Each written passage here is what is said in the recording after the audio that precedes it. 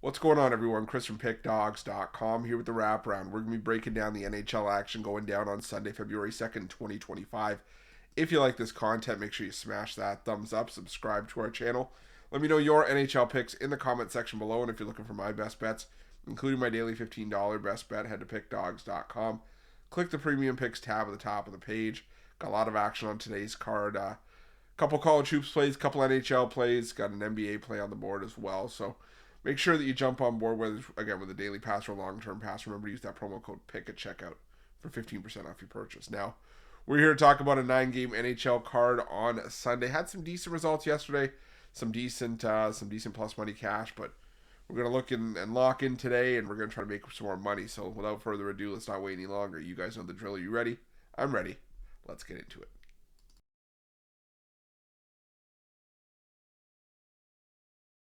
Our first game comes to us from the Key Bank Center, where the Buffalo Sabres take on the New Jersey Devils. And I've tried to get there with the Buffalo Sabres. It's tempting to look at them as home dog here. They're coming off of back-to-back wins. But this matchup I just don't think favors the Buffalo Sabres here. The New Jersey Devils have had trouble with consistency, I would say, for the most part. They have had trouble at times stringing wins together season long, but they've won 3 of their last 4 games.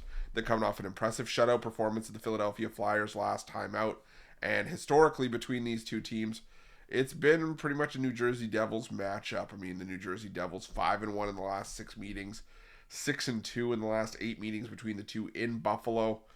I think the New Jersey Devils take care of business here, so I'm going to take the New Jersey Devils at the reasonable price on the money line at -155.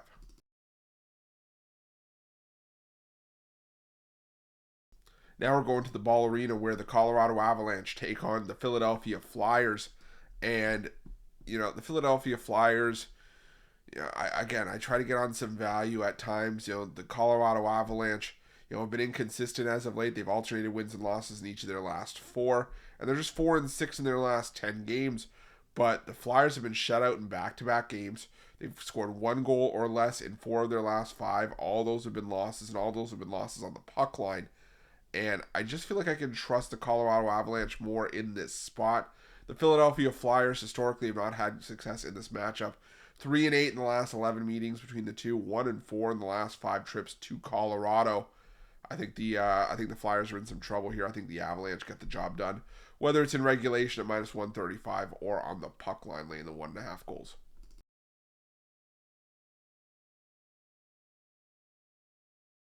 Now we head to the Honda Center, where the Anaheim Ducks take on the Montreal Canadiens, and I like what Montreal's done.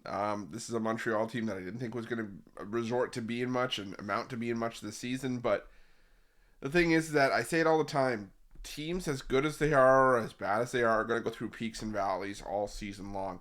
There are going to be winning streaks, there's going to be losing streaks, and Montreal's been on a nice little winning run to get themselves back into the playoff picture in the Eastern Conference, but now they've lost 4 in a row. They've had some issues. They've given up 4 goals in all 4 of those losses. They've been outscored 16-6 in those 4 games. And yeah, they played Minnesota, Winnipeg, New Jersey at home, and Detroit on the road.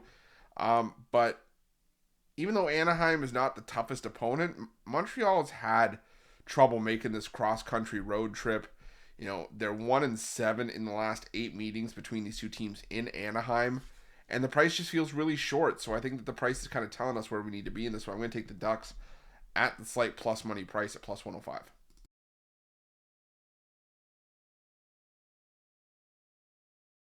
Now we're going to Madison Square Garden, where the New York Rangers take on the Vegas Golden Knights. And there are certain teams in the NHL this season that I've tried to sort of peg down and figure out what they are. And the Boston Bruins have been one of those teams, and the New York Rangers have been one of those teams. And I think they're just a hard team for me to get a read on. And the thing is with the New York Rangers is that they are a better team than what they've shown this season. But the problem is right now they're not showing that. And I think that right now the New York Rangers are just hard to back. Vegas, losers are 7 of their last 9 as well.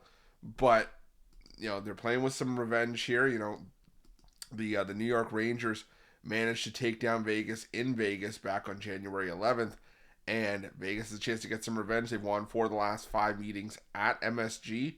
And right now, like I said, the Rangers are struggling defensively. They've allowed 15 goals in their last 3 games. I think the Vegas Golden Knights being favored on the road tells you what you need to know for this one too. I'm going to take the Vegas Golden Knights on the money line at minus 135.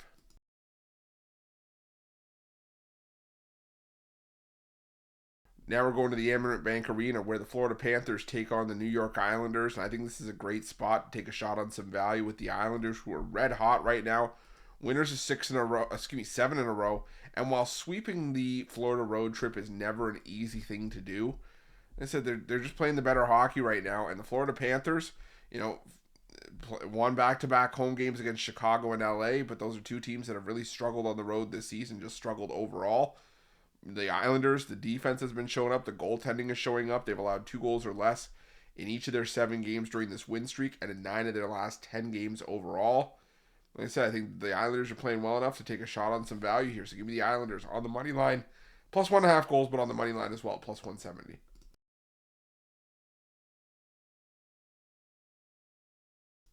Now we're going to the American Airlines Center where the Dallas Stars take on the Columbus Blue Jackets.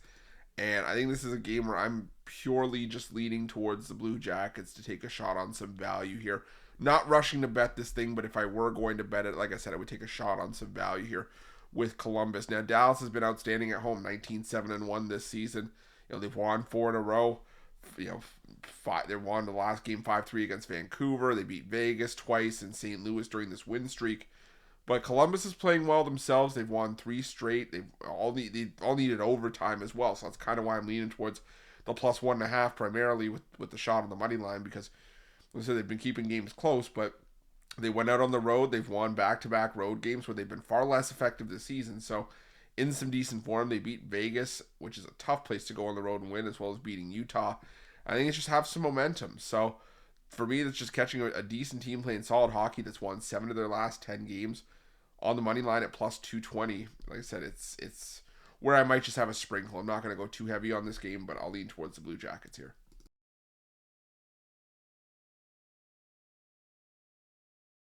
Now we go to the Delta Center where the Utah Hockey Club take on the St. Louis Blues.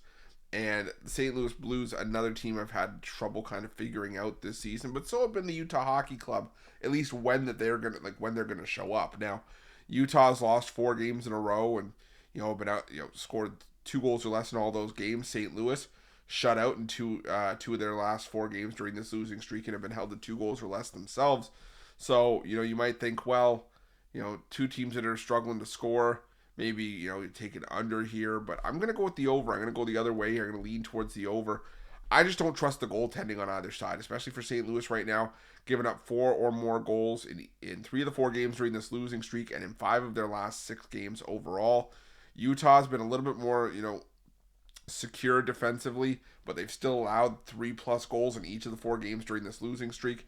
So I'm going to take a shot here on the over 5.5. Maybe we get a 4-3 or 4-2 kind of game here. So lean towards the over 5.5 for me in this one.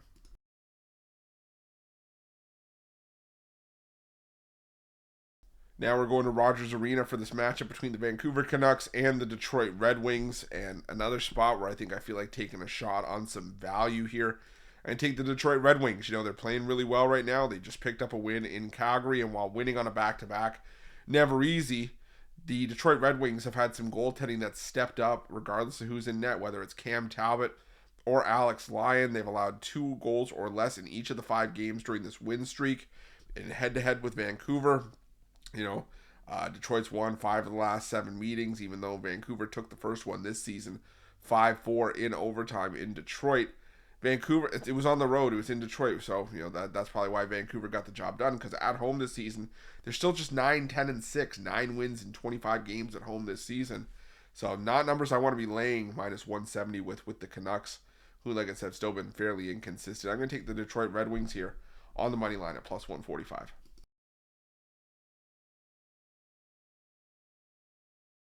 And our final game on Sunday's card takes us to Climate Pledge Arena, where the Seattle Kraken take on the Calgary Flames. And I tried to get on board with both sides in this game because Calgary has had the historical edge in this matchup. They've had the upper hand on Seattle, but Calgary's on a back-to-back here and have been struggling with losses in 3 of 4. But same can be said for Seattle. They just beat San Jose, but they've also lost 3 of their last 5. So rather than mess around and split hairs on the side here, I'm just going to take the over. I don't trust Calgary's goaltending situation. It's a back-to-back for Calgary here. You saw Dustin Wolf get the start on Saturday, so it's probably going to be Dan Vladar here. And last time we saw Vladar gave up 5 goals. He's been very, very shaky for the Calgary Flames this season, giving up 3 or maybe even 4 more goals, way more often than not for the Flames this season. And for the Seattle Kraken, we just saw the Kraken a couple nights ago. Whether it's Joey Decourt or Philip Grubauer, doesn't matter to me. I still think we're going to see some goals in this game. So give me the over 5.5 between the Flames and the Kraken to round things out. That's it. That's all the NHL action for Sunday, February 2nd, 2025. Again, if you like this content, make sure you smash that thumbs up.